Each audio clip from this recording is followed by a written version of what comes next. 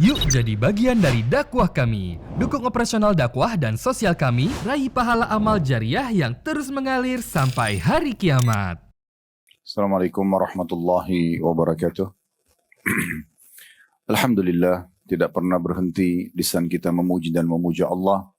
Sebagai seorang muslim, kita sangat yakin dua rangkaian kata ini, Alhamdulillah, adalah kalimat syukur dan berterima kasih kepada Sang Pencipta Allah tentang keberadaan kita di muka bumi ini, serta kita memiliki panduan mana yang boleh, yang kita bisa nikmati dan mana yang tidak boleh.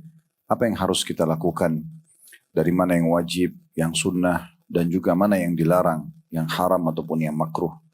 Sehingga kita punya panduan hidup selama hidup di muka bumi dan tahu tujuannya, serta juga di akhirat kita sangat yakin akan dibalas dengan surga yang abadi. Oleh karena itu jadilah sosok muslim dan muslimah yang selalu membasahi lidah dan bibirnya dengan kalimat Alhamdulillah. Selanjutnya kita panjatkan salam hormat kita kepada Nabi besar Muhammad sallallahu alaihi wa alihi wa sahbihi wasallam, sesuai dengan perintah Allah Subhanahu wa taala untuk mengucapkan salam hormat kepada beliau dan tentunya berharap agar diberikan balasan seperti yang dijanjikan. Karena kata Nabi SAW, Man salla alaiya marratan sallallahu alaihi biha asyara, siapa yang mengucapkan satu kali salam hormat kepadaku akan dibalas oleh Allah dengan 10 kali rahmat. Dan rahmat Allah meliputi pengampunan dosa, peninggian derajat dan juga pemenuhan kebutuhan. Baik, kita akan lanjutkan bedah buku kita, Bapak Ibu sekalian, yang ditulis oleh Muhammad Khair Yusuf dengan judul Meraih Pahala Besar dengan Amalan Ringan. Dan kita akan masuk bab baru pada kesempatan ini setelah kita menyelesaikan lengkap bab sedekah dan juga infak, yang semoga Allah Subhanahu wa taala mudahkan kita untuk mengamalkan dan mengikhlaskan niat tentunya. Kita akan masuk ke bab jihad. Jihad ini istilah dalam agama kita untuk berjuang di jalan Allah Subhanahu wa taala. Baik itu dengan lisan atau dengan fisik atau dengan harta. Dan juga bisa digabungkan ketiganya. Kata Nabi SAW, perangilah orang-orang musyrik, orang-orang munafik dengan lisan kalian, dengan fisik kalian, juga dengan harta kalian. Artinya disesuaikan kondisi dan keadaannya. Kalau lisan tentu dengan ilmu. Kita memiliki ilmu agama kayak Bapak Ibu duduk seperti ini, faham Allah berfirman seperti apa yang Allah ingin sampaikan kepada hamba-hambanya para manusia ini, dan juga apa yang disampaikan oleh Nabi SAW, sehingga kita punya argumentasi yang cukup dan kita meluruskan kesalahan orang-orang kafir, orang-orang munafik, kalau mereka di jalur yang salah, agar mereka pun dapat hidayah dan bisa bersama-sama kita nanti menuju ke surga. Bukan tujuannya memusuhi fisik mereka, tetapi meluruskan kesalahan mereka. Begitu juga dengan para ahli maksiat, orang yang suka mencuri, orang yang masih melakukan perbuatan-perbuatan dosa dan mereka tidak mau taubat, maka kita bisa meluruskan kesalahan mereka dengan jihad melalui lisan kita. Kita menasehati, kita meluruskan, ya. Dan memang Nabi SAW mengatakan tentang agama kita ini ad-dinun nasihah. Agama ini isinya semuanya nasihat.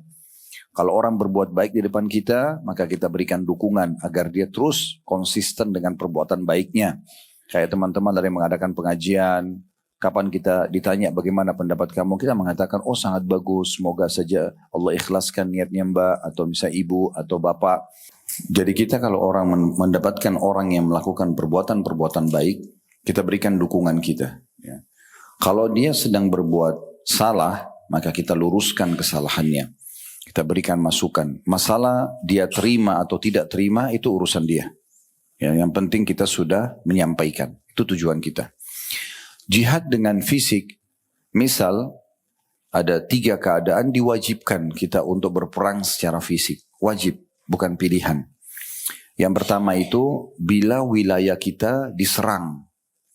Seperti kasus kita dulu di Indonesia diserang oleh Belanda. Kemudian mereka jajah. Ya.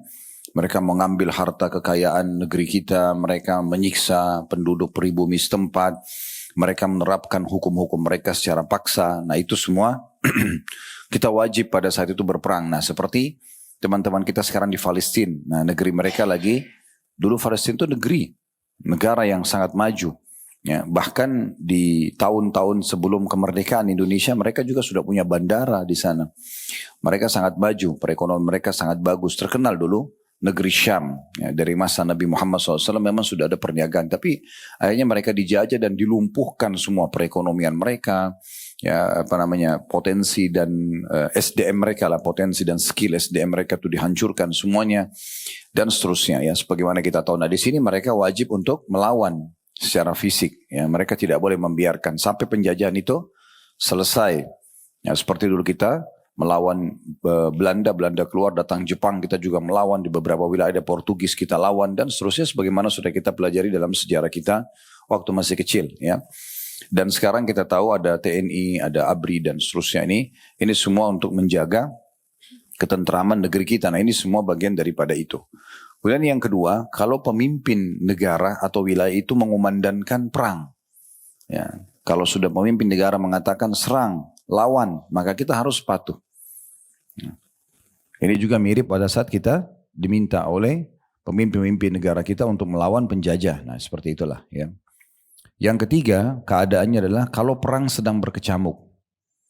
Kalau perang sedang berkecamuk, kita lagi ada di kancah peperangan, tidak boleh kita pergi.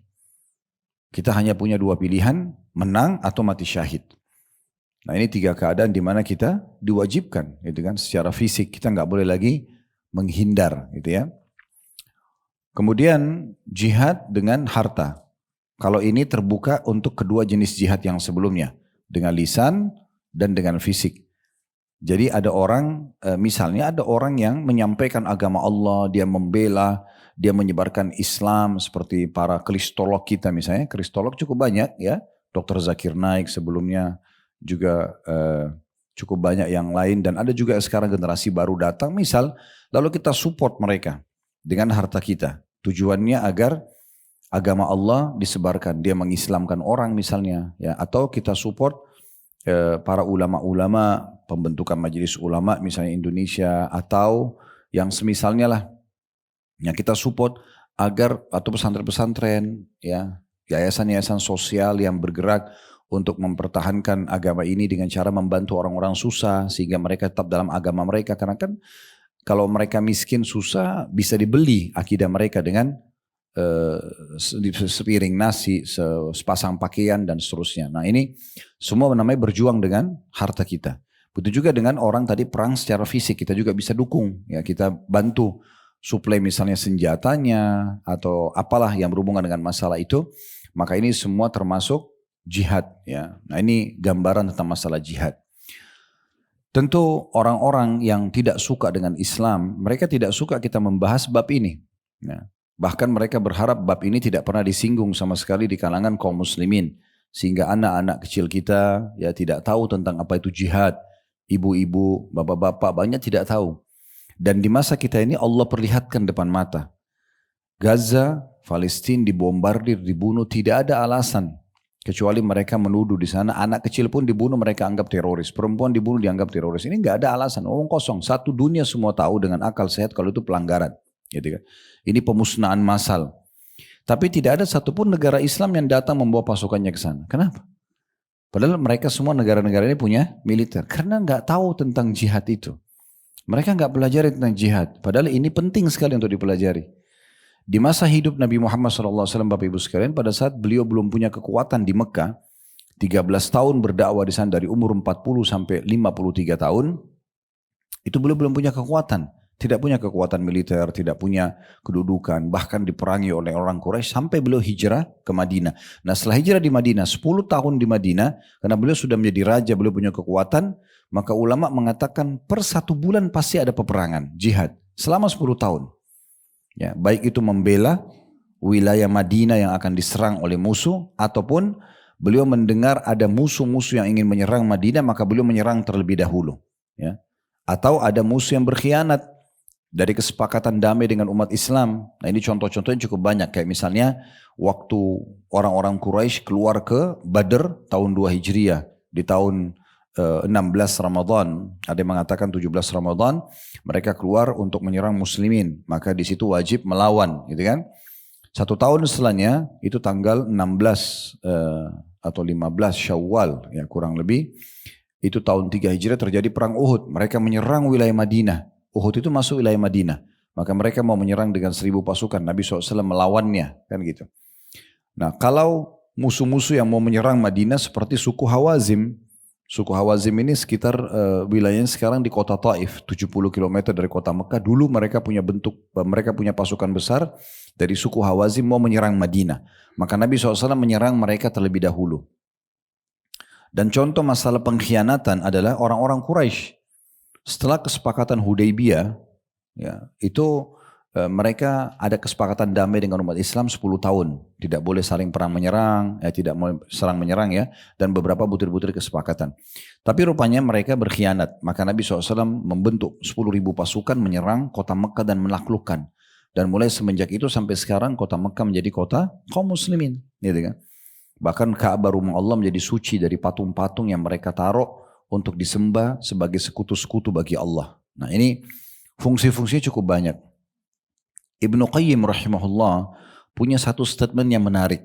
Dan saya melihat ini adalah berita gembira bagi para pejuang kita yang sudah meninggal dunia karena membela dan memerdekakan negara kita. Contoh kita bicara lingkup Indonesia aja. Apalagi juga termasuk orang yang terus berjuang. Ya, saya masya Allah dapat informasi di sini, ibu-ibu punya pasangan hidup banyak yang bergerak di Polri. Ya, semua ini adalah hal yang sangat baik, hal yang sangat baik. Ibnu Qayyim berkata begini, tidak diragukan lagi, siapapun di antara kaum muslimin yang menjadi penyebab satu wilayah itu dibebaskan sehingga umat Islam bisa leluasa beribadah di situ. Kayak kita waktu Indonesia dulu dijajah oleh Belanda 350 tahun. Terus kita berjuang melawan. Terus Belanda dikalahkan. Nah merdekalah Indonesia. Kata beliau, ini bukan masalah Indonesianya, tapi semua wilayah yang sama hukumnya ini. Kata beliau tidak diragukan lagi siapapun yang berjuang sehingga membuat satu wilayah umat Islam itu terbebaskan dan umat Islam bisa leluasa beribadah di situ. Kayak kita sekarang setelah mereka merdeka bebas bangun masjid, pesantren, ya pengajian kayak begini segala macam. Maka semua mujahid atau para pejuang itu meraih pahala. Semua mujahid atau pejuang itu akan meraih pahala semua kebaikan yang dikerjakan oleh umat Islam di wilayah yang telah dibebaskan itu.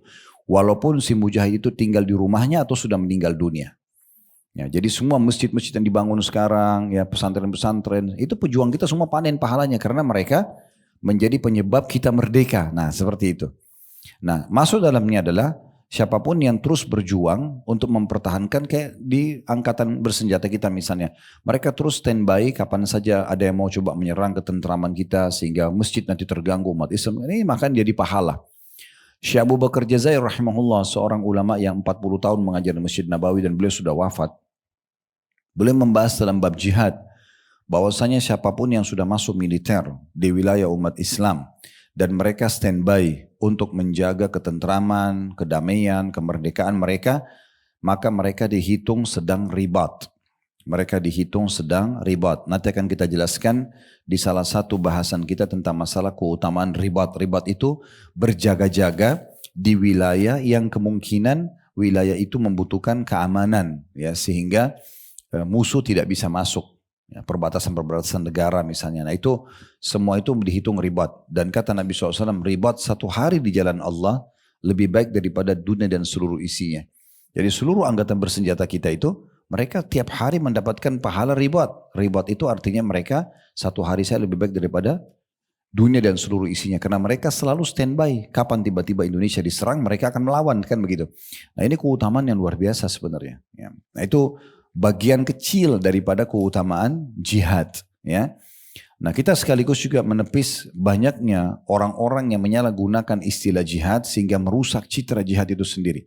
Seperti kita pernah dengar di Indonesia ada yang orang bom bunuh diri, mengacaukan. Di Jakarta pernah terjadi, di Bali pernah terjadi. Mereka menyerang orang-orang yang dianggap non-muslim atau kafir yang datang bertamu atau jadi turis Indonesia dengan alasan orang kafir. Ini semua tidak benar. Ini semua tidak benar. Karena jihad tidak pernah diajarkan di dalam bab ini untuk mengadakan kerusakan. Tidak pernah. Nabi SAW mengingatkan kalau kalian sedang berperang, gunakanlah nama Allah, Bismillah. Ya, kemudian di jalan Allah. Ingat, jujur, jangan pernah kalian berkhianat. Jangan ingkari janji. Gitu. jangan membunuh anak kecil. Ya, dalam riwayat lain jangan membunuh wanita, jangan membunuh orang tua, ya, orang-orang yang lemah. Tidak dilarang untuk merusak fasilitas umum, gitu kan? Tidak boleh membunuh hewan-hewan. Ya, banyak larangan-larangan dalam Islam, gitu ya. Orang yang sudah menyerah tidak boleh dibunuh. Nggak ada mutilasi dalam Islam, tidak boleh membakar. Ya, kalau dalam Islam itu, kalau jihad sudah ditusuk mati, udah nggak ada lagi mutilasi. Ya, tidak ada gangguan seperti orang-orang Quraisy waktu mutilasi para sahabat di perang Uhud. Nabi nggak balas itu pada saat Nabi menang di Mekah. Bahkan terbalik, orang-orang Mekah dan terus dikenang dalam sejarah Islam kenangan yang luar biasa bagaimana akhlak Nabi SAW membawa 10.000 pasukan ke Mekah tanpa melakukan kerusakan. Padahal waktu itu Nabi SAW punya hak untuk membunuh semuanya tokoh-tokoh Quraisy. Karena 13 tahun Nabi di Mekah semuanya disiksa. Nabi lagi sholat, lehernya diinjak, dituangkan kotoran unta, lagi tawaf dikatakan penyihir, penyamun, pembohong, segala macam. 13 tahun Nabi SAW disiksa. Sampai akhirnya beliau hijrah ke Madinah. Waktu pasukan beliau masuk ke Mekah, beliau kumpulkan semua orang-orang Quraisy di sekitar Sofa, ya, Bukit Sofa yang biasa kita sa'i antara Sofa dan Marwah. Beliau kumpulkan di sana sampai beliau mengatakan, wahai Quraisy, kira-kira apa yang akan saya lakukan pada kalian? Karena di masa itu orang semua tahu kalau raja seperti Nabi sudah masuk menguasai satu kota, satu negeri dengan pasukan 10.000 orang. Itu berarti mereka leluasa mau membunuh silakan, mau mengambil semua harta silakan. Orang-orang Quraisy karena ketakutan mereka mengatakan, hai Muhammad, engkau adalah saudara kami, engkau adalah orang yang punya akhlak yang mulia. Sebelumnya mereka katakan Nabi penyihir, penyamun, pendusta gitu ya. Maka mereka kaget waktu Nabi SAW mengatakan, semua perkara jahiliyah, makan bangkai, ya, tak sembah patung, ya, kemudian sembelih untuk selain Allah, berzina, macam-macam, pakai jimat, mempercayai dukun, itu semua di bawah kaki saya, kata Nabi. Nggak ada lagi peraturan itu. Nggak boleh ada lagi pelanggaran, nggak boleh makan bangkai, nggak boleh berzina, nggak boleh ada transaksi riba, nggak boleh, semua dilarang oleh Nabi. Ya. Dulu itu di fase di Mekah dulu, di masa jahiliyah, siapa yang punya jabatan kalau melanggar tidak dihukum. Nabi SAW mengatakan semua itu urusan jahiliyah tidak ada lagi. Di bawah kaki saya. Yang salah-salah akan dihukum. Lalu kemudian beliau mengatakan, ketahuilah saya sudah maafkan kalian semua, tidak ada yang dihukum satupun, dan tidak ada rumah dan harta mereka menjadi harta rampasan perang. Padahal waktu itu rumah mereka, harta mereka bisa jadi ghanimah namanya, harta rampasan perang. Tapi Nabi SAW tidak ambil itu. Lalu Nabi SAW menghancurkan 360 patung yang mereka taruh dekat Ka'bah, ya, sambil menunjukkan pada mereka kalau keyakinan kalian salah. Karena patung ini kalian ukir, kalian yang bentuk sendiri, gitu ya, kenapa harus disembah? Nah seperti itu. Jadi Nabi SAW mengajarkan kepada kita yang luar biasa bagaimana sebenarnya jihad. Jadi orang yang bom sana sini dirinya, menghancurkan tuh hari bom hotel, bom turis yang datang, ini dari mana hukumnya? Tidak pernah Islam mengajarkan, apalagi di bawah bab jihad di situ.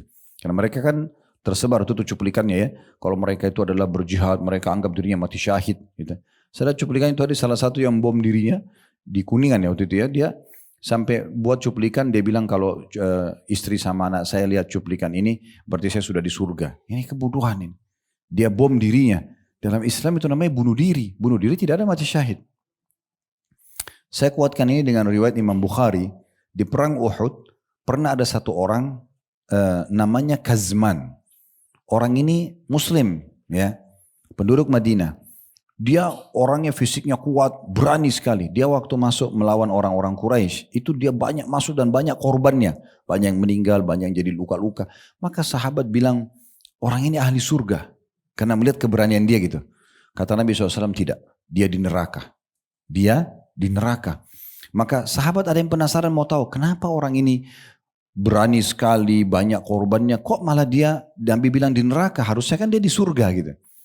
Maka ada yang ikutin sampai akhirnya melihat orang ini rupanya waktu dia nyerang musuh, ada satu musuh ayunin pedangnya, betisnya kesobek. Karena dia kesakitan, dia ke pinggir medan perang, dia turun dari kudanya, kemudian dia ambil pedangnya lalu dia bunuh diri. Dia bunuh dirinya sendiri sambil dia mengatakan saya berperang untuk membela kaum saya. Maka sahabat jadi faham, oh ternyata orang ini ya mati bunuh diri, bukan mati syahid. Maka nggak mungkin masuk surga. Nah begitu dengan orang yang bom dirinya itu. Dari mana ceritanya dia bisa bom diri? Kalau kita masuk medan perang, kita bawa bom, kita lempar, tidak sengaja kita kena percikannya, kita juga mati. Nah itu oke. Tapi kalau dia bom dirinya, dia bunuh diri dulu gitu kan. Nah itu tidak benar. Apalagi mengganggu ketentraman di negara kayak kita Indonesia, negara yang sudah aman, sudah merdeka. Kenapa dia buat kekacauan? Dan membawa nama Islam lagi. Bawa jihad, ini semua keliru. Makanya tidak ada satupun ulama yang mendukung perbuatan-perbuatan mereka itu. Ya termasuk sekarang walaupun sudah tidak ada alhamdulillah dan semoga tidak akan pernah ada lagi di negeri kita. Tapi tetap kita selalu ingatkan kalau sedang membahas bab jihad. Kalau itu perbuatan keliru. Sama dengan orang-orang kafir yang jadi turis. Mereka tuh diberikan visa oleh pemerintah kita. Tidak ada urusannya mereka bisa dibunuh. Gak ada. Itu namanya orang-orang kafir zimmi. Orang-orang kafir di bawah naungan pemerintah Islam. Atau mu'ahad nama lainnya yang dalam perdamaian dengan umat Islam. Nabi SAW mengatakan, Man ada zimmiyan kuntu lahu khasiman yaumul qiyamah. Siapa yang mengganggu orang kafir di bawah naungan pemerintah Islam, maka dia menjadi musuhku hari kiamat. Bukan urusan kita. Kalau dia datang di Bali segala macam. Saya pernah waktu tablik akbar di sana. Kebetulan panitia pengajian itu rupanya anak-anak muda yang pernah menjadi tour leadernya turis-turis ya. Temani orang di pantai segala macam gitu. Tapi mereka sudah ikut pengajian, mereka tobat. Mereka nggak mau lagi kerja itu. Ya, karena pasti temani minum khamr lah, apalah, pakaian terbuka. Terus saya tanya. Saya bilang, kalau seandainya antum ini, anda semua di sini, setelah hijrah seperti ini, terus kemudian mendakwahi bule-bule yang datang itu dengan cara berikan selebaran dalam bahasa Inggris, karena mereka semua bisa bahasa Inggris, tentang apa itu Islam saja. Dikasih, karena di situ ada orang Muslim yang punya restoran, ada orang Muslim yang punya toko handphone, banyak orang datang. Bisa nggak dikasih selebaran itu, atau buku-buku, atau Al-Quran terjemahan bahasa Inggris? Oh bisa sekali Ustaz. Nah itu yang benar, dakwahi mereka. Jangan mereka diganggu. Sehingga mereka menilai Islam buruk, mereka menilai negara kita buruk. Itu nggak bisa. Dakwahi mereka karena mereka belum tahu. Dan ternyata betul waktu saya tanya, ada nggak di sini orang-orang bule yang masuk Islam? Oh banyak Ustaz. Banyak. Karena muamalah yang baik dari umat Islam dalam mendakwahi mereka. Nah itu yang benar. Nggak boleh kita sembarangan main tumpahkan darah orang. Nah ini berhubungan sekali dengan bahasan jihad itu sendiri. Ya. Dan saya yakin semua agama pasti punya namanya perang suci ya. Membela kehormatan agamanya, penganutnya. Nah itu Islam juga begitu. Nah, baik, dalam kesempatan ini kita akan bahas tentang jihad itu sendiri. Ada bab khusus di sini. Dan di cetang pertamanya, karena ini saya lihat di sini dibagi menjadi 3 bahagian ya tentang masalah jihad itu sendiri perintahnya. Kemudian ada masalah ribat, mengikat diri di jalan Allah, dan ada mati syahid. Nah, saya tidak tahu ini kita bisa selesaikan beberapa hadis, tapi kemungkinan besar saya lihat kita butuh 2 pertemuan ya untuk menyelesaikan bab jihad ini. Kita mulai saja membaca hadis pertama, ada di halaman 61 dari Abu Hurairah radhiyallahu anhu, ia berkata, Rasulullah sallallahu alaihi wasallam bersabda, "Man amana billahi wa bi rasulih wa aqama as-salata wa shama ramadhana kana haqqan 'ala Allah an yudkhilahu al-jannah."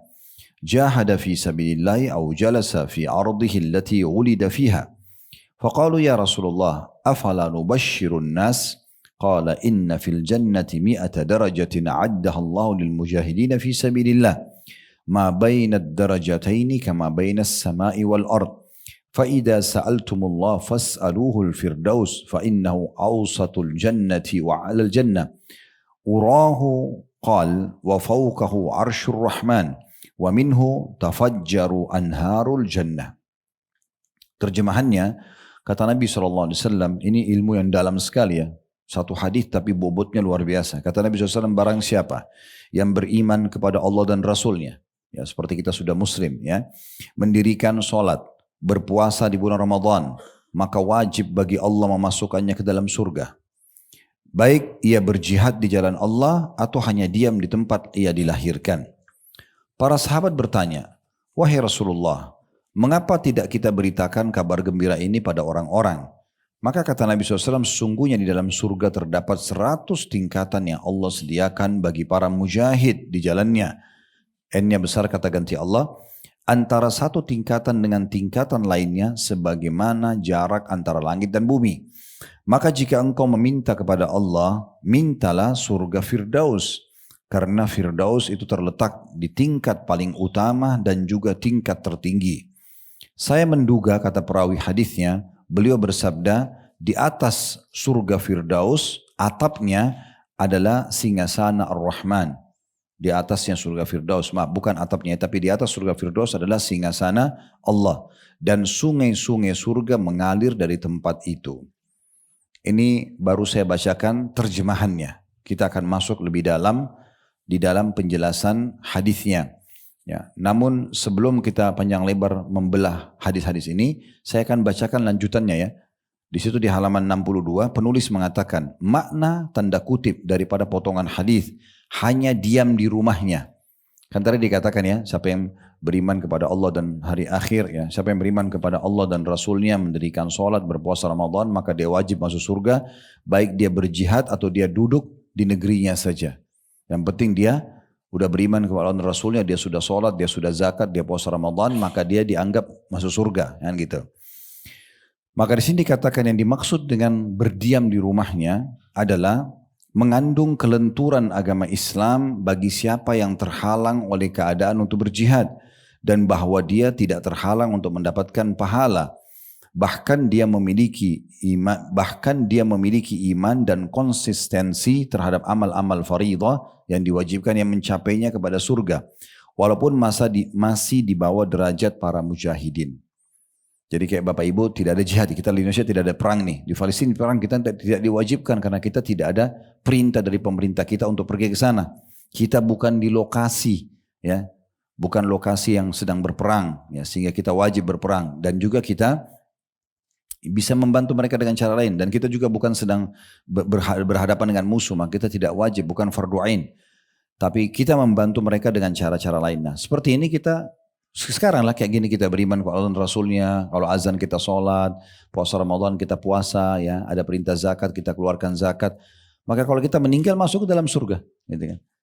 Ini dimaksudkan oleh beliau, di sini penulis mengatakan makna hanya diam di dalam rumah ini berarti menandakan kelenturan agama Islam, di mana kalau orang yang terhalangi pergi berjihad, mereka tidak bisa perang, tetap mereka bisa dapatkan surga, ya, walaupun mereka di rumah-rumah mereka, ya gitu. Walaupun orang yang pergi berperang lebih tinggi derajatnya, kan gitu. Itu dimaksud dengan potongan ini. Ibnu Hajar berkata atau menyimpulkan rahimahullah dari zahir hadis, maksudnya nampak dari hadis ini bahwa yang dimaksud adalah janganlah memberi kabar gembira pada orang-orang tentang apa yang aku, maksudnya Rasulullah SAW sebutkan, yaitu tanda kutip hadisnya, bagi siapa yang beriman dan mengerjakan kewajiban maka ia akan masuk surga, sehingga mereka akan mencukupkan diri dengan hal itu dan tidak meningkatkan diri kepada derajat yang lebih tinggi dengan berjihad. Maksudnya di sini kan ada tadi sahabat bilang, ya Rasulullah, kenapa kami tidak sampaikan berita gembira ini? Biarkan kami sebarkan. Ayo, cukup beriman kepada Allah dan hari akhir, sholat, zakat, puasa Ramadan, masuk surga. Ya, kata Nabi SAW, jangan. Kalau itu selalu dijadikan sebagai bahan ceramah terus menerus ya, bukan kebetulan momennya kayak kita lewat sekarang kita bahas ya, selalu jadikan pegangan, nanti orang-orang tidak mau berperang. Orang-orang tidak mau kejar derajat yang lebih tinggi. Ya. Tapi bukan berarti tidak boleh disampaikan. Cuma jangan jadikan itu selalu materi inti. Ya. Nah seperti itu maksudnya. Kemudian dimaksud dengan potongan al-awsat, ya, yang paling adil dan paling utama. Kan tadi dikatakan Allah menyiapkan di surga 100 derajat bagi para mujahidin. 1 derajat jaraknya antara langit dan bumi. Dan kalau kalian minta surga, mintalah Firdaus karena dia awsatul jannah. Awsat ini bukan artinya pertengahan, tapi tempat yang paling utama. Ya. Hadits ini juga mengisyaratkan bahwa terkadang derajat seorang mujahid dapat diraih juga oleh selain mujahid. Kalau kita tidak sempat perang, bisa nggak kita dapat fasilitas seperti para mujahid di surga? Jawabannya bisa. Bagaimana caranya? Beliau mengatakan bisa jadi dengan niat yang tulus. Nanti kita bahas hadisnya Bapak Ibu sekalian. Kalau Bapak Ibu tulus sekali ingin mati syahid misalnya, toh kita juga akan mati di waktu itu dan di tempat itu kan. Kita mohon agar pada saat mati kita mati syahid. Kita tulus, walaupun kita mati di atas ranjang akan dapat pahala mati syahid. Sesuai dengan niat kita. Bapak Ibu ingin sekali haji, tapi belum Allah mudahkan gitu kan. Mungkin harta, mungkin kesempatan belum ada. Terus kita meninggal. Dengan niat itu kita dapat pahala haji. Karena kita sudah niat tulus tapi ya, karena Allah. Lalu kalau Bapak Ibu tanya saya, terus apa bedanya Ustaz kalau gitu orang yang pergi perang dengan orang niat saja? Beda. Karena kata Nabi SAW dalam hadis Bukhari, man hamma bihasanatin walam ya'malha, Siapa yang niat mengerjakan satu perbuatan baik dan dia belum sempat mengerjakan. Niat haji tapi belum sempat haji, niat jihad tapi belum sempat jihad gitu kan. Maka dicatatkan baginya satu pahala. Satu pahala lengkap. Fa'in amilah, kalau dia kerjakan, kutiba lahu asyru adhafi ila sab'ami'atin ila adhafin katsira. Akan dicatatkan baginya kalau dia niatkan dan dia kerjakan 10 kali lipat pahalanya sampai 700 kali lipat sampai kelipatan-kelipatan yang banyak. Jadi beda orang yang eksekusi di lapangan dengan orang yang cuma niat. Cuma niat dapat pahala satu. Kayak misalnya Bapak Ibu mau tidur malam nih. Daripada tidur saja kosong, niatkan sebelum tidur tulus dari hati mau sholat tahajud. Sudah dapat pahala satu lengkap tahajud. Bapak Ibu niat, oh saya kalau bangun saya mau sholat 11 rakaat. Dapat pahala 11 rakaat. Oh saya mau niat nanti kalau saya bangun saya sholat 2 rakaat. Dapat pahala 2 rakaat. Tapi cuma dapat pahala satu saja. Ya. Kalau dia bangun betul, misalnya 2:30, 3:30 sebelum subuh dia bangun, lalu dia sholat, dicatatkan baginya 10 kali lipat pahala tahajud. Sampai 700 kali lipat dan kelipatan-kelipatan banyak tergantung kadar keikhlasan dia. Jadi beda orang yang niat saja dengan orang yang eksekusi di lapangan. Nah seperti itu. Tapi di sini beliau mengatakan, hadits ini di halaman 63, kita lanjutkan paragraf tadi ya. Hadits ini juga mengisyaratkan bahwa terkadang derajat seseorang mujahid dapat diraih juga oleh selain mujahid. Bisa jadi dengan niat yang tulus, saya sudah berikan tadi contoh dan hadisnya, atau dengan mengerjakan perbuatan-perbuatan yang baik. Misal contoh, Aisyah pernah berkata begini, ya Rasulullah, kami melihat jihad itu pahalanya besar sekali. Apakah kami kaum wanita juga pergi berjihad? Kata Nabi SAW, kalian punya jihad ya, yang tidak ada peperangan di dalamnya, haji dan umroh. Berarti bagi ibu-ibu kalau pergi haji dan umroh sama laki-laki pergi medan perang. Karena ibu tidak wajib pergi ke medan perang, gitu kan? Sama ibu juga nafkah. Yang wajib cari nafkah suami. Ibu cuma mengelola nafkah itu. Bagaimana caranya bisa menyamai pahalanya? Ya ibu kelola dengan baik, dengan amanah, ya. Harta tersebut menyiapkan makan buat suami, menjaga amanah rumah dan anak-anaknya dan seterusnya. Maka itu jadi pahala juga, kan gitu. Suami kasih uang untuk puasa Ramadan misalnya untuk buka puasa. Ibu kelola masakannya kan suami juga buka puasa dari situ. Dapat juga pahalanya, nah seperti itu, ya kan? Nah, ini yang dimaksud di sini. Kata beliau karena Nabi SAW memerintahkan semua manusia agar berdoa memohon surga Firdaus. Setelah beliau mengabarkan bahwa surga tersebut disediakan untuk para mujahid. Kalau orang mati syahid masuk surga Firdaus. Tapi kalau orang tidak pergi berperang dan tidak mati syahid bagaimana?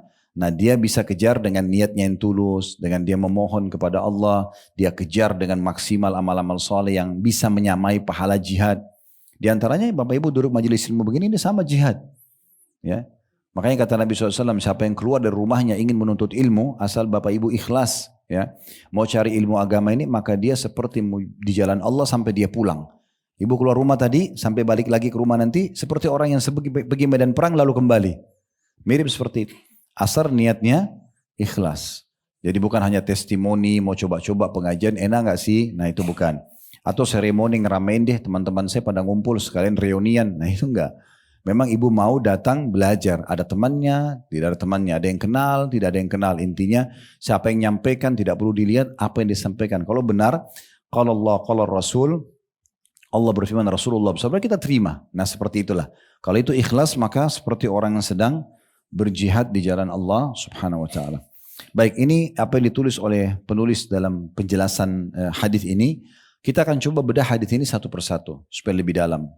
Faedah pertama yang bisa diambil dari hadis adalah potongan pertama hadis man amana billahi wa bi rasulih.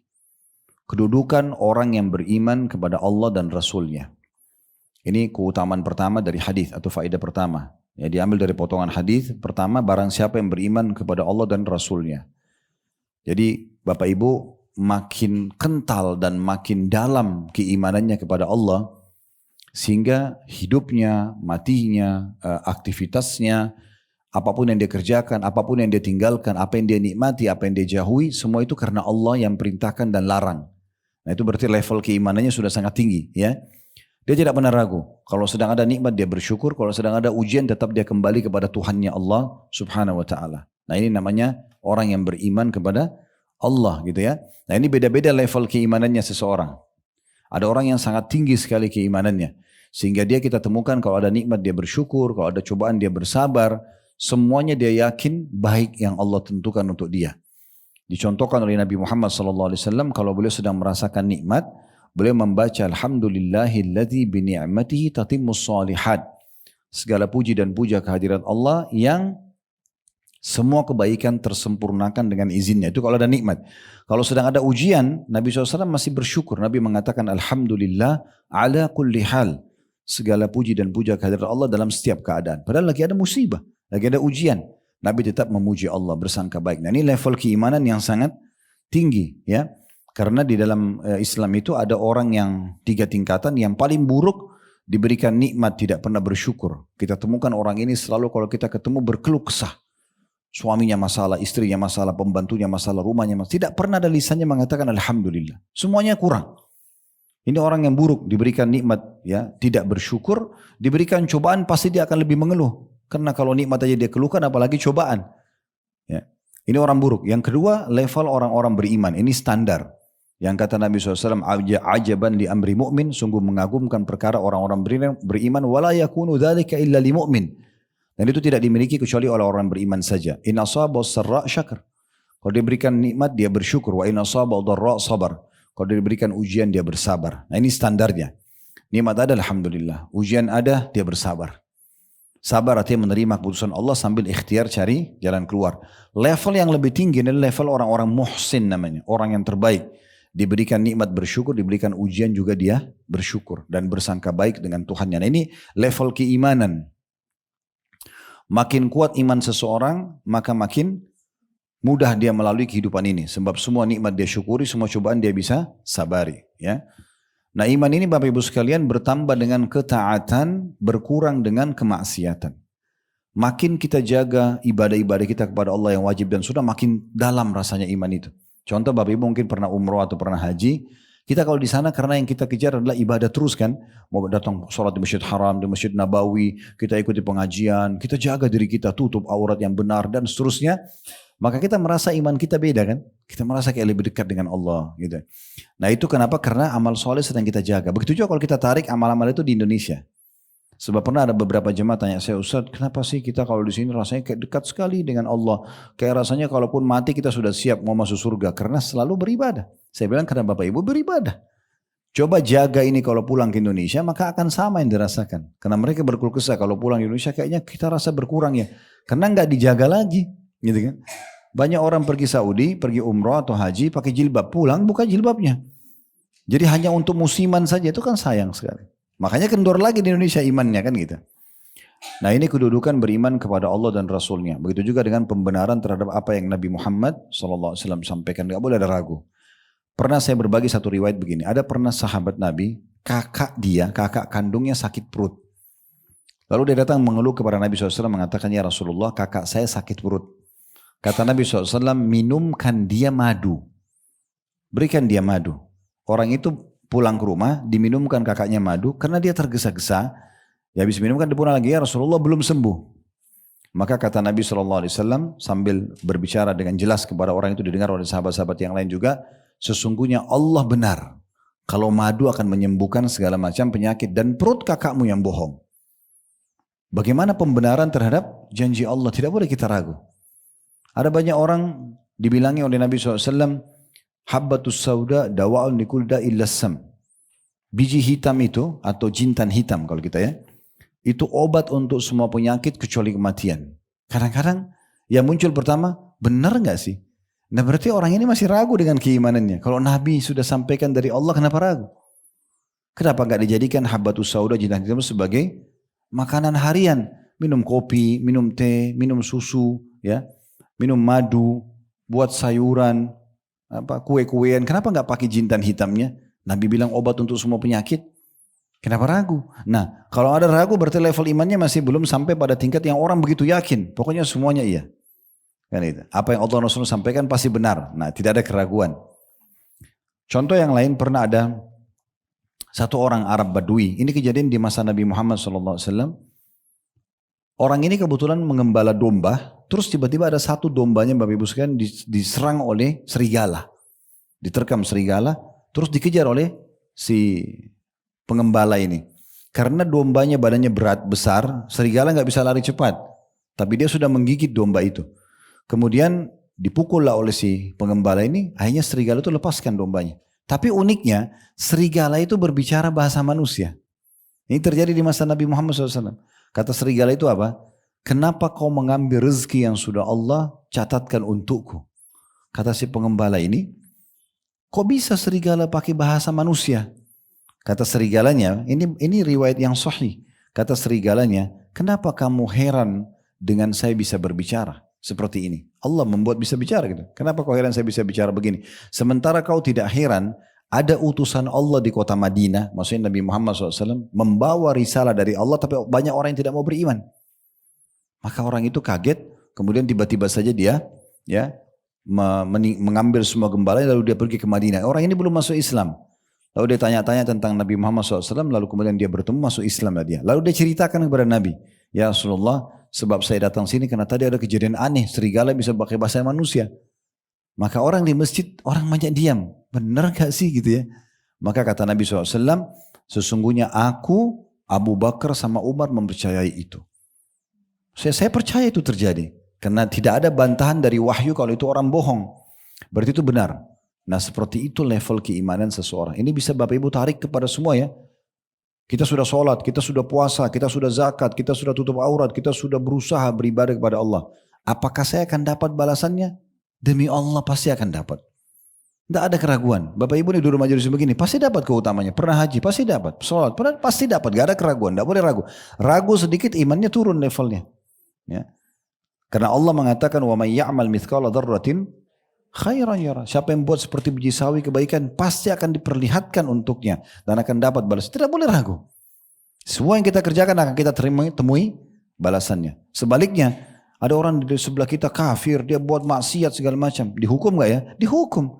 Karena mau ya'mal mithqala dzarratin syarran yara. Siapa yang buat seperti biji sawi dari keburukan pasti akan dihukum. Gak ada orang yang lepas dari hukuman Allah itu. Kan gitu. Jadi ini namanya level keimanan. Jadi iman itu bertambah dengan ketaatan, berkurang dengan kemaksiatan. Kapan kita buka pintu dosa maka akan berkurang dia. Ini faedah pertama. Yang kedua, adanya perintah untuk menjaga sholat. Karena ini salah satu kiat untuk masuk ke dalam surga. Wajib mendapatkan surga. Ya, jadi Bapak Ibu perhatikan sholat 5 waktunya. Dan perhatikan 3 hal dalam sholat itu. Supaya maksimal pahalanya. Yang pertama, tepat waktu. Azan sholat. Gak ada lagi yang lain sudah. Gak ada negosiasi, gak ada bicara, gak ada meeting, gak ada. Tamu pun ada, maaf ya sudah azan kita sholat yuk. Ajak mereka sholat. Dan itu. Ini tepat waktu. Karena waktu ditanya kepada Nabi SAW, amalan apa yang paling afdal? Kata Nabi SAW, sholat di waktunya. Kalau Bapak Ibu sholat nih, berjamaah aja misalnya, awal waktu. Ada temannya ibu di sebelah, ya, dan Bapak sekalian, bilang, pas imam bilang Allah Akbar, dia Allah Akbar. Kitanya datang, setelah imam baca Al-Fatihah, waladdallin amin, kita baru datang Allahu Akbar. Sudah beda pahala kita dengan teman kita. Karena teman kita dapat dari awal takbiratul ihram. Makanya kalau imam surah Allah Akbar, tidak usah ngobrol lagi, nggak usah lagi periksa handphone. Allah Akbar, Allah Akbar. Karena pada saat itu malaikat sudah mulai catat. Mulai takbiratul ihram, mulai iftitahnya, itu ditatat semua. Orang yang masbuk 1 rakaat dengan orang yang dapat full 4 rakaat misalnya duhur, maka beda pahalanya. Begitu juga dengan orang yang sholat setelah awal waktu. Sudah lewat setengah jam baru sholat, 1 jam baru sholat, nanti menjelang asar baru sholat, beda semua pahalanya. Beda semua pahalanya. Jadi itu harus perhatikan tepat waktunya. Yang kedua tepat gerakan. Harus benar-benar sesuai yang diajarkan oleh Nabi Sallallahu Alaihi Wasallam, takbiratul ihram, rukuknya, i'tidalnya, sujudnya, duduk dan terus sampai salam semuanya harus dengan tuma'nina, tenang sekali, konsentrasi, gak buru-buru.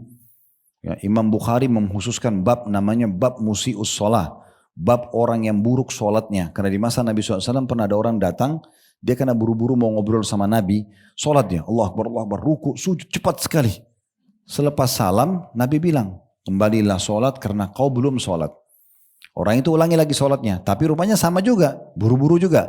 Sampai 3 kali orang itu ulangi, Nabi selalu mengatakan kembali, ulangi sholatmu karena kau belum sholat. Terakhir dia bilang, ya Rasulullah, setelah 3 kali, dia bilang, ya Rasulullah, saya nggak tahu cara lain. Ini yang saya faham. Maka Nabi ajarkan, kalau kau mau sholat, tenangkan dulu fisikmu. Tenang dulu, menghadap kiblat tenang. Sudah tenang semuanya, baru takbiratul ihram. Allahu Akbar. Tenang. biarkan sendi-sendi kembali pada tempatnya. Tangan tenang, sudah di dada, baru mulai iftitah. Pelan-pelan bacanya, Al-Fatihah, pelan-pelan bacanya, surah, pelan-pelan bacanya. Kemudian baru ruku. Setelah ruku kata Nabi SAW, tenangkan dulu seluruh anggota tubuhmu, sendi-sendinya. Baru baca, Subhana Rabbil Azim. Saya sering pandu, terutama mudah-mudahan Allah mudahkan saya pertama mengamalkan Bapak Ibu sekalian. Kalau mau khusyuk dalam sholat dan maksimal pahala, kasih jeda waktu. Walaupun setengah detik saja kalau baca misalnya, Subhana Rabbiyal Azim. Diam dulu, setengah detik aja. 1 detik cukup. Satu misalnya, Subhana Rabbil Azim. 1 detik lagi, Subhana Rabbil Azim. Jangan Allah, Alhamdulillah. Apa ini? Sholat apa ini? Nggak ada yang diterima gitu. Sekarang Bapak Ibu rasionalnya gini, kalau diundang sama Presiden ke Istana Merdeka, kemudian menghadap sana. Kira-kira Bapak Ibu mau ngomong gitu, kayak orang kumur-kumur, buru-buru, diusir sama protokolnya kan. Ini ngomong apa nih? Ada cara ngomongnya, tutur katanya, mana yang boleh diucapkan, tidak boleh diucapkan. Itu sama Presiden, Raja Manusia. Bagaimana dengan Allah? Gitu kan? Kita harus benar gerakannya. Lebih baik sholat 2 rakaat dengan tumak nina dibandingkan sholat 1000 rakaat tapi buru-buru. Kan gitu. Jadi tenang. Setiap sholat itu jangan sampai luput dengan maksimal tepat gerakan. Dan ini harus sesuai dengan gerakan Nabi SAW ajarkan. Yang ketiga, tepat bacaan. Bacanya pelan-pelan, tadi sudah kita jelas. Baca.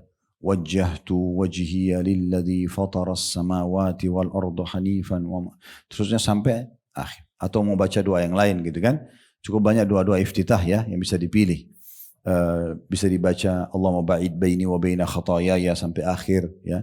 Ada subhanallah walhamdulillah wa la ilaha illallah Allah akbar. Ada beberapa zikir-zikir yang bisa dibaca dalam iftitah. Kemudian kita masuk ada Rabbu Jibril wa Allahumma Rabbu Jibril wa Mikail wa Israfil fatiras samawati wal sampai akhir. Itu cukup banyak, mungkin ada 6 atau 7 pilihan dalam doa iftitah. Bisa dipilih salah satunya. Baca Al-Fatihah setelah itu dengan tenang. A'udzubillahi minasyaitonirrajim. Kalau rakaat pertama sunnahnya baca isti'adzah dulu baru Al-Fatihah ya. Rakaat kedua langsung saja bismillah. Tapi kalau rakaat pertama baru membaca Al-Fatihah baca a'udzubillahi minasyaitonirrajim, baru baca bismillahirrahmanirrahim. Alhamdulillahirabbil alamin, berhenti dulu. Ar-Rahmanirrahim, berhenti dulu. Gitu terus sampai selesai. Jadi begitu dengan tenang, ini tepat bacaan namanya. Ya, seperti itulah bacanya. Nah, 3 hal ini kalau ditemukan insyaallah kalau diterapkan insyaallah akan menjadi salat yang maksimal. Itu namanya iqamus shalah. Di sini dikatakan wa aqamas shalah. Ini faedah kedua, mendirikan salat dengan benar, dimulai dengan salat wajib.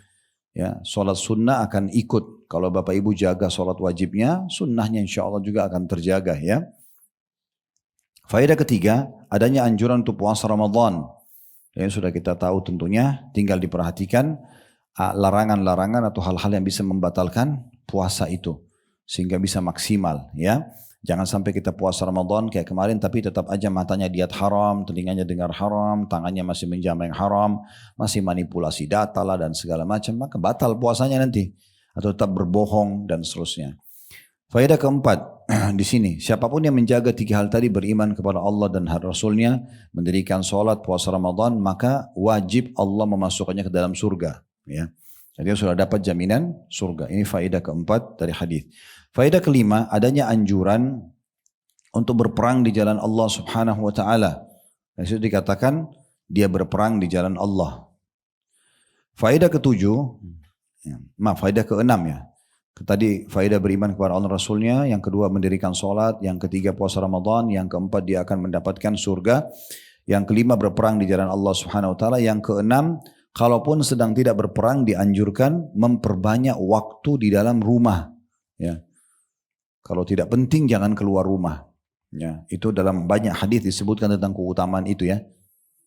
Orang-orang yang baik itu adalah orang yang dia selamatkan diri dari bahaya orang ataupun orang selamat dari bahaya dia. Dengan dia lebih banyak menghabiskan waktu di rumah. Kecuali darurat dia harus keluar, ketemu orang, pengajian, ada aktivitas. Kalau tidak, jangan buang-buang waktu di luar rumah.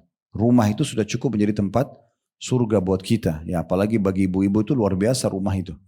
Ya, karena Nabi SAW memerintahkan para wanita untuk dan dijadikan afdal sholat wajibnya pun di rumah. Kan gitu. Itu sumber pahala buat dia. Kemudian selanjutnya adanya ini faedah yang ke-6 ya. Adanya anjuran dan dibolehkan seseorang itu bertanya kalau memang dibutuhkan. Karena sahabat ini bertanya, ya Rasulullah, boleh nggak saya sebarkan berita ini kepada manusia? Nah, Bapak Ibu boleh bertanya kepada orang-orang di pengajian, siapa yang isi pengajian misalnya, selama itu ikhlas karena Allah dan butuh ilmu. Bukan untuk pamer, bukan untuk dibilang sama teman-temannya pintar, bukan untuk menguji pemateri. Itu dilarang ya. Kata Nabi SAW, tidak boleh orang belajar agama untuk menyaingi para ulama. Hanya untuk dibilang pintar dan segala macam. Nah itu kalau itu ada insya Allah jadi pahala buat dia. Itu faedah yang bisa kita ambil yang ketujuh ya. Jadi yang pertama beriman kepada Allah, yang kedua sholat, yang ketiga puasa Ramadan, yang keempat akan mendapatkan jaminan surga kalau dia jaga ketiga poin tadi. Yang kelima dia berperang jalan Allah, yang keenam dia tinggal di rumahnya selama ya tidak ada keperluan yang mendesak. Ya. Kemudian selanjutnya yang ketujuh adalah bolehnya orang bertanya memang bila diperlukan dengan niat ikhlas dan bukan untuk pamer ataupun menguji pematerinya. Selanjutnya ya saya ulangi lagi, yang beriman kepada Allah 1, sholat 2, puasa 3, masuk surga 4, kemudian berperang 5, tinggal di rumah 6, yang ketujuh adalah boleh bertanya tadi. Yang ke-8 faedah yang bisa diambil dari hadis, adanya Allah janjikan derajat-derajat yang tinggi bagi para mujahidin. Dikatakan sini Allah menyiapkan 100 derajat di surga bagi para mujahidin, antara 1 derajat dengan derajat di atasnya itu adalah antara langit dan bumi. Ya. Maksudnya di sini adalah tergantung kadar keikhlasan dan pengorbanannya. Ada orang dia begitu ikut perang, baru masuk di medan perang kena tembak mati syahid misalnya. Sama nggak pahalanya dia sama orang yang berperang selama 1 bulan, tiap hari berperang, nanti akhir bulan baru meninggal. Beda. Orang yang mati nanti itu lebih besar pahalanya karena lebih banyak dia berjuang gitu ya. Orang yang berperang hanya pergi dengan fisiknya, dengan orang yang berperang membawa fisik dan hartanya beda pahalanya.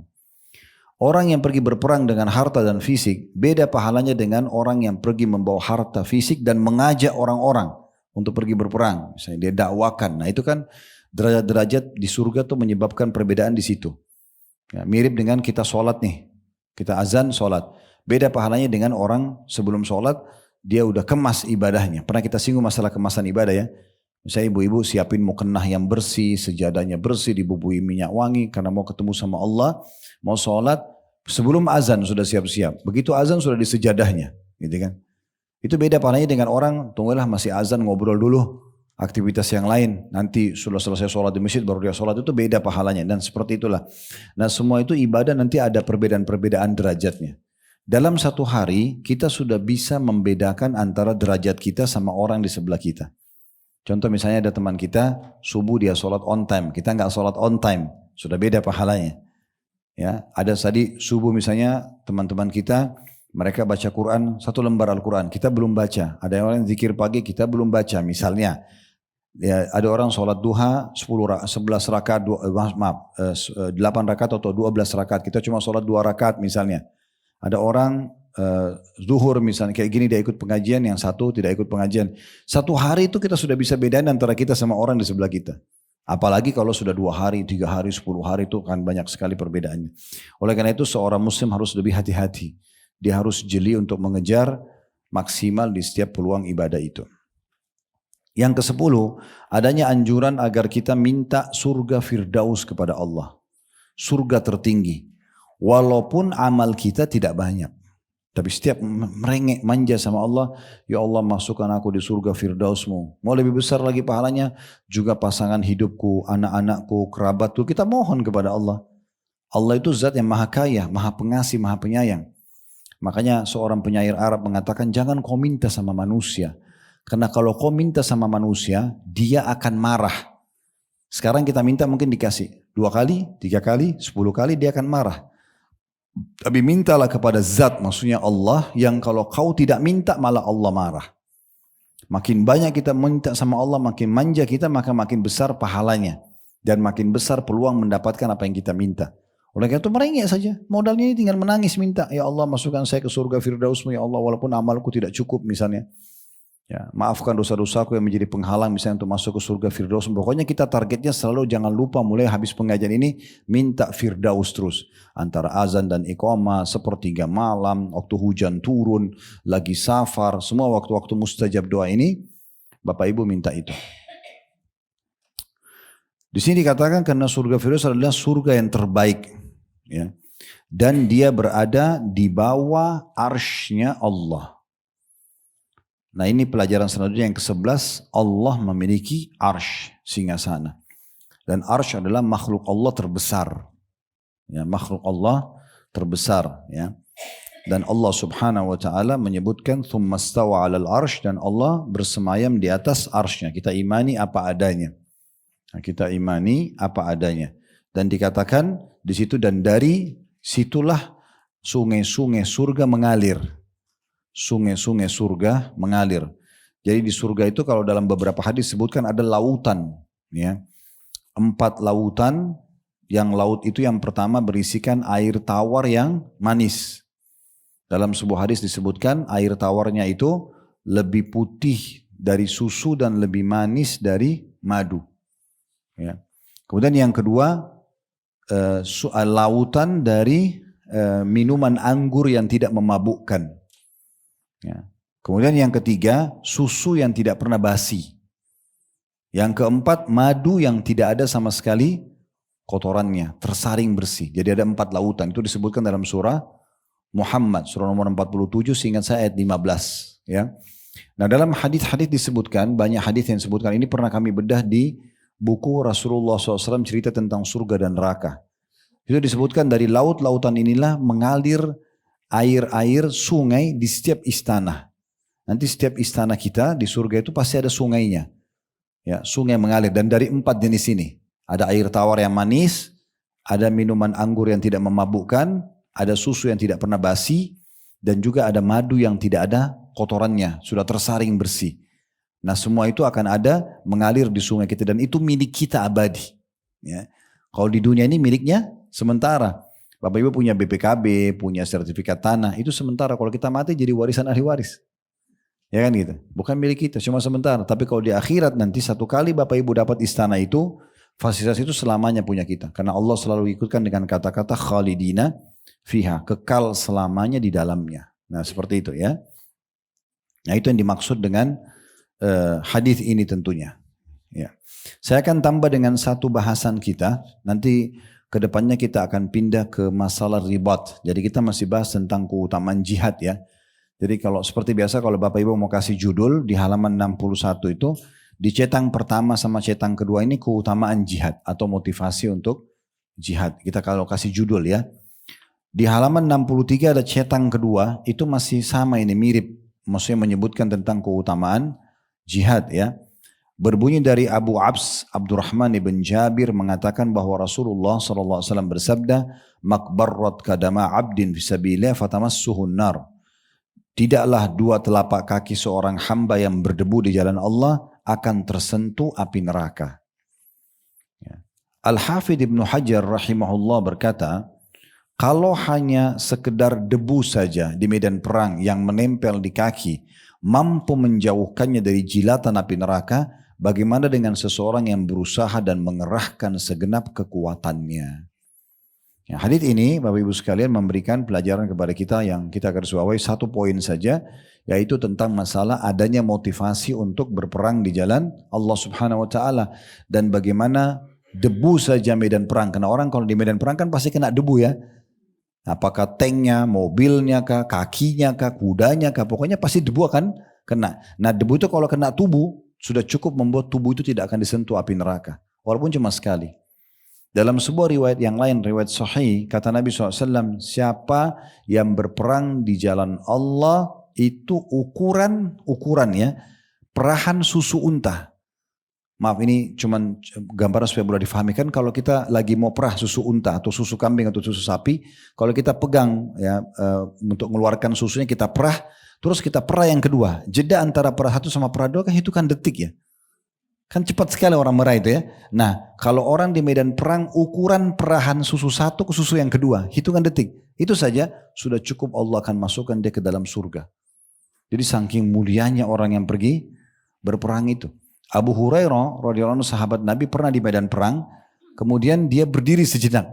Orang-orang semua pada jalan, dia berdiri sejenak. Lalu orang-orang pada tanya, wahai Abu Hurairah, kenapa anda diam di sini sejenak? Kata beliau, karena saya mendengarkan Rasulullah SAW bersabda, sesaat saja di medan perang itu lebih baik daripada qiyamul lail, sholat malam, Lailatul Qadar di depannya Hajar Aswad. Ya.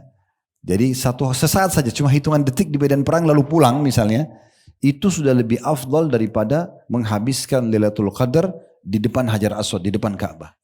Saking besarnya keutamaannya, itu besar sekali keutamaannya. Makanya pernah ada sahabat mengatakan, ya Rasulullah, ada enggak amalan yang bisa menyamai paling tidak jihad? Kata Nabi SAW, kalian tidak bisa.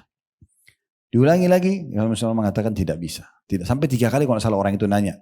Baru kata Nabi SAW, perumpamaan orang yang pergi berperang dari semenjak pergi sampai dia pulang lagi, seperti orang yang puasa tidak pernah buka puasa, dan orang yang sholat malam tidak pernah berhenti sholat malamnya, sampai dia kembali ke rumahnya. Jadi berapa lama dia di medan perang, nah begitulah pahala dia seperti puasa setiap harinya, tidak pernah buka puasa dan juga sholat malam tidak pernah berhenti. Jadi keutamaan yang sangat besar, ya. Oleh karena itu dianjurkan sekali setiap muslim berharap bisa melakukan ini, bukan berharap mau perang sama orang, enggak. Karena Nabi SAW mengatakan, jangan kalian berharap ketemu musuh. Ya, tapi berharaplah kalau musuh mendengar mereka pergi, mereka takut.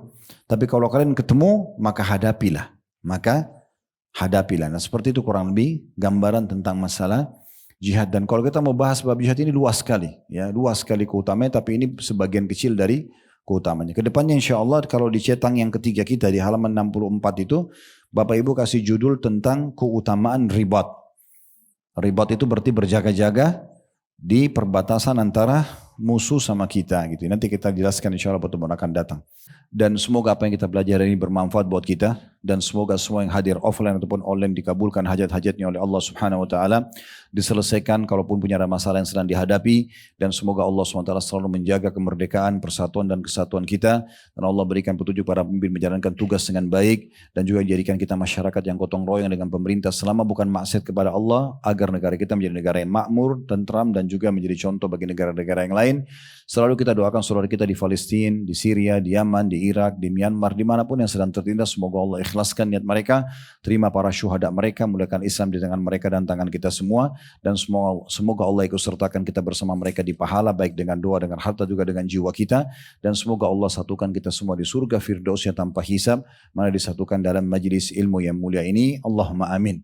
Kalau ada benar dari Allah, kalau ada salah dari saya mohon dimaafkan. Subhanakallah wa bihamdika, asyhadu an la ilaha illa anta astaghfiruka wa atubu ilaik. Wassalamualaikum warahmatullahi wabarakatuh.